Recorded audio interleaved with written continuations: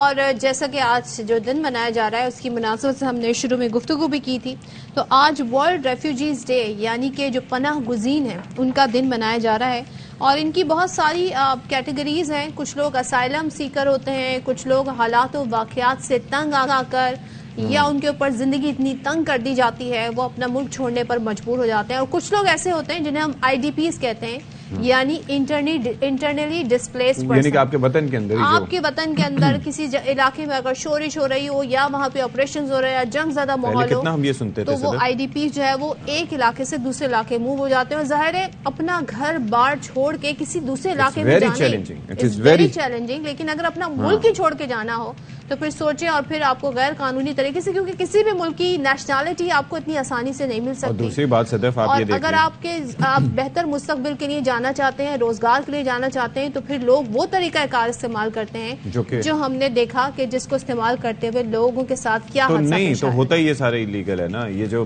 دوسرے ملکوں میں جب آپ جاتے ہیں اور جب آپ کو یہ رستہ اپناتے ہیں، پناہ گزین کیسے بنتے ہیں؟ ایسے ہی بنتے ہیں کہ جب آپ کے پاس کوئی سفری ڈاکیومنٹس موسٹلی نہیں ہوتے۔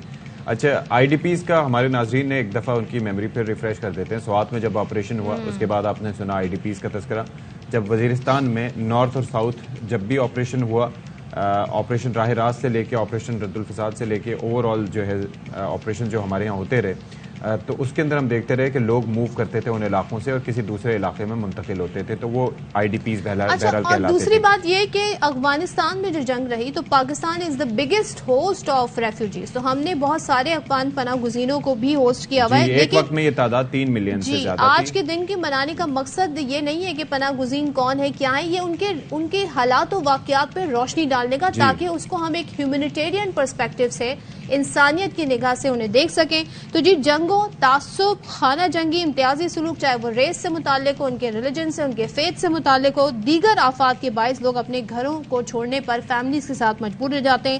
اقوام متحدہ کے مطابق دنیا میں 10 کروڑ 84 لاکھ افراد زبردستی بے گھر یا بے وطن ہیں، جن میں سے 6 کروڑ 25 لاکھ اپنے ہی ملک میں بے گھر ہیں، اور 3 کروڑ 53 لاکھ دوسرے ملکوں میں، اور ترکی میں بھی سب سے زیادہ 36 لاکھ، ایران میں 34 لاکھ پناہ گزین موجود ہیں۔ تو چلے جی اسی پر گفتگو کر لیتے ہیں۔ ہمارے ساتھ موجود ہیں وزارت سیفران میں افغان پناہ گزینوں کے چیف کمشنر محمد عباس صاحب۔ بہت شکریہ عباس صاحب for being with us in the morning, اور باخبر سویرا میں آپ کا ویلکم بھی ہم کرتے ہیں باقاعدہ طور پر۔ یہ بتائیے گا کہ پناہ گزین ظاہر ہے کہ بہت سے مسائل کی وجہ سے، بہت سے ظاہر ہے کہ کبھی وہ مسائل ٹھیک ہوتے ہیں، کبھی وہ ٹھیک بھی نہیں ہوتے، کوئی ریفیوج لینے کے لیے، بہتر مستقبل کے لیے، نہ جانے کیا کیا سوچیں ہوتی ہیں، انسان موو کرتا ہے۔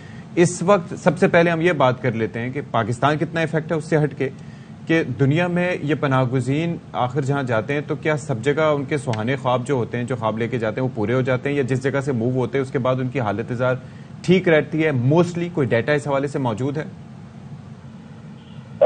بسم اللہ الرحمن الرحیم۔ اشفاق صاحب، آپ کا بہت بہت شکریہ کہ آپ نے آج مجھے موضوع کیا۔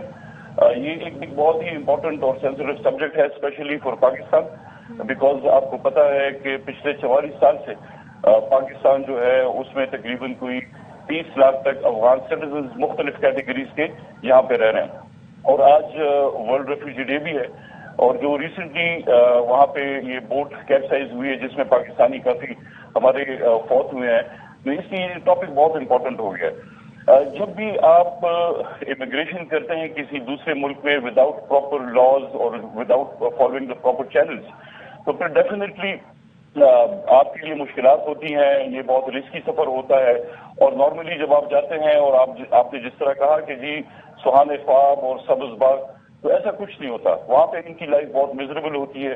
دے are normally kept in detention centres, وہاں پہ ان کو رکھا جاتا ہے۔ ان کا جو ریفیوجی اسٹیٹس ڈٹرمنیشن ہے وہ پروسیس بہت لمبا ہوتا ہے، تو اس لیے یہ بالکل میرے خیال میں ہم کسی کو بھی یہ ایڈوائز نہیں کریں گے کہ اس قسم کا رسک لے اور اپنی جان اور اپنے بچوں کو اور اپنے فیملی والوں کو اس طرح اکیلا چھوڑ کے وہ چلا جائے۔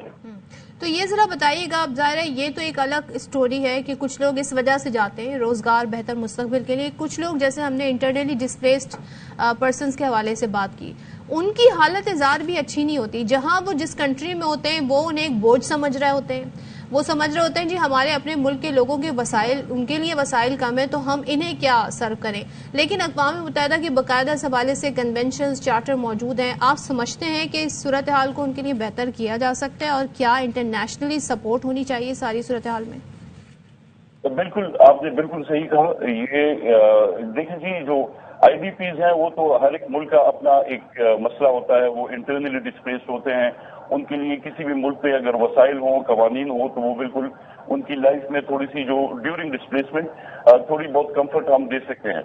جو ریفیوجیز ہوتے ہیں وہ دوسرے ملک میں جاتے ہیں، اپنا بارڈر کراس کرتے ہیں. جس طرح ہمارا کیس ہے افغانستان سے، جو افغان سٹیزنز آئے ہیں پاکستان میں، تو ان کا جو رسپانسبلٹی ہوتی ہے وہ انٹرنیشنل کمیونٹی کی ہوتی ہے کہ ان کا خیال رکھے. فار ایگزامپل اگر آپ پاکستان دیکھیں تو یہاں پہ ہم تقریباً 30 لاکھ سے زیادہ افغان سٹیزنز کو ہم نے پناہ دی ہوئی ہے پچھلے 44 سال سے. اب یہ معمولی آبادی نہیں ہے، یہ آبادی کسی بھی ایک چھوٹے یورپین ملک کی. عباس صاحب ایک تھوڑا سا ہمیں کلیریفیکیشن اس پہ ظاہر کیجیے گا. میں بھی یہ نمبر یہی بتا رہا تھا کہ 3 ملین سے زیادہ تھے، لیکن اقوام متحدہ رپورٹ کر رہا ہے 17 لاکھ. تو اس کی وجہ کیا ہے کہ تعداد میں اتنا فرق کیوں ہے؟ یہ بہت ہی ایک اچھا پوائنٹ آپ نے اٹھایا. میرے خیال میں آج کا جو پروگرام ہے اس کی وساطت سے یہ کنفیوژن بھی دور ہونی چاہیے. پاکستان میں ڈفرینٹ کیٹیگریز ہیں افغان سٹیزنز کے.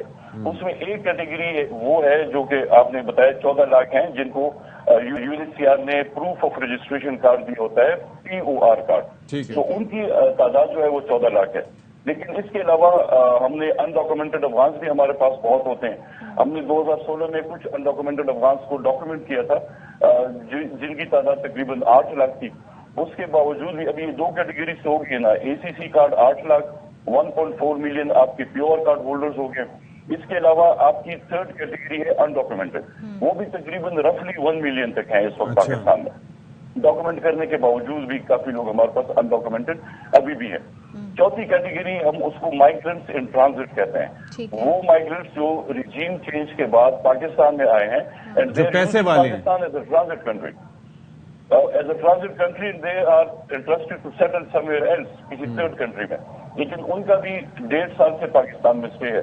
آپ اگر 4 کیٹیگریز کو ملائیں تو یہ 30 لاکھ سے بھی زیادہ ہو جاتے ہیں. اچھا، یعنی کہ جو ریسنٹلی جو افغانستان میں گورنمنٹ چینج ہوئی، ہم نے وہاں پہ وہ مناظر بھی دیکھے تھے جب امریکن جہاز جا رہے تھے تو لوگ باقاعدہ اس کے اوپر چڑھ کر جانے کی کوشش کر رہے تھے. تو وہ بھی گر رہے تھے. جی ہاں، وہ بھی لوگ ہیں جو ہو سکتا ہے کہ اس آپ نے کہا نا اس حکومت کے انڈر نہیں رہنا چاہتے، انہیں بہت سے خدشات اور خوف ہیں، تو انہوں نے بھی دوسرے علاقوں کا رخ کیا، دوسرے ملکوں کا رخ کیا، ایون پاکستان کا رخ کیا. But there is a difference, Sadaf. Difference یہ ہے کہ the ones who came to Pakistan now after the regime change in Afghanistan, عباس صاحب ان کے پاس پیسہ ہے، they are buying properties over here. Is that true? یہ سب کے لیے جس طرح پاکستان میں آپ دیکھیں there are rich Pakistanis, middle class بھی ہوتا ہے اور لوور مڈل کلاس بھی. اسی طرح افغان سٹیزنز میں بھی رچ افغان ہوتے ہیں. ابھی جو نیا کیس لوڑا ہے میں آپ کو بتا دوں، یہ دے آر موسٹلی پروفیشنلز. ان میں ڈاکٹرز بھی ہیں، انجینئرز بھی ہیں، ان میں سول سروینٹس بھی ہیں. تو یہ ہمارا یہ خیال ہے کہ جی بڑے رچ ہیں اور ان کی یہاں پہ پراپرٹیز ہیں. کچھ لوگوں کی ڈیفینیٹلی ہوں گی لیکن سب کی نہیں ہے. لیکن عباس صاحب ذرا اسے کلیریفائی کریں نا، کیونکہ جو لوگ دوسرے ملکوں سے آ رہے ہیں ان کے پاس نہ یہاں کے شناختی کارڈ ہیں، نہ ایسی کوئی دستاویزات ہیں جس سے یہ ثابت ہو کہ وہ پاکستانی شہری ہیں. تو کیسے وہ یہاں پہ کوئی پراپرٹی بائی کر سکتے ہیں؟ کیسے وہ یہاں پہ کوئی کاروبار شروع کر سکتے ہیں؟ some people can always trick the system. وہ آپ کا ID کارڈ بنا سکتے ہیں نمبر 1. نمبر 2 وہ آپ کسی پاکستانی کو پراکسی بنا کے اس کے نام پہ وہ ڈاکومنٹ وہ پراپرٹی لے لیتے ہیں. تو دیر آر مینی ویز کہ یہ، کیونکہ دیکھیں ان کو جی 44 سال ہو گئے یہاں پہ، تو ان 44 ایئرز میں انہوں نے کافی اپنے میڈ دیئر پاتھ ویز، کسی نہ کسی طریقے سے انہوں نے اپنے لیے کچھ سسٹم مینج کیا ہوتا ہے. اور سر ایک اور چیز، ون لاسٹ تھنگ، یہ ان دوز 44 ایئرز اس میں سے کتنے ایسے افغان باشندے ہیں جو کہ یہاں پر سسٹم میں مرج ہو گئے، یہاں کے NIC بنوا کے؟ کوئی اس کے حوالے سے نمبر موجود ہے آپ کے پاس؟ یہ رپورٹس نارملی ہمیں آتی رہتی ہیں اور ہمیں دیکھیں ہماری ایک ویریفیکیشن کمیٹی ہے. اس ویریفیکیشن کمیٹی میں ہمارے انٹیلیجنس کے ادارے بھی ہوتے ہیں، ہمارے پروونشل گورنمنٹ کے بھی ہوتے ہیں اور سیفران کے بھی ہوتے ہیں. हमें इस किस्म के केसेस रेगुलरली आइडेंटिफाई होते हैं, हम उनकी वेरिफिकेशन करते हैं और जब हमें पता चलता है कि जी ये अफगान सिटीजन है और इन्होंने फ्रॉडुलेंटली कोई आपका CNIC बनाया है तो वो फिर हम उसको ब्लॉक कर देते हैं। ठीक है, thank you so much Abbas साहब, बहुत शुक्रिया। और ज़ाहिर है आज के दिन का मकसद की जो मुश्किलात हैं उसको उजागर करना है और अगर सही डॉक्यूमेंटेशन होगी तो फिर हम ज़ाहिर एक सही नंबर एस्टिमेट अपनी भी मदद कर सकेंगे और उनकी भी मदद कर सकेंगे।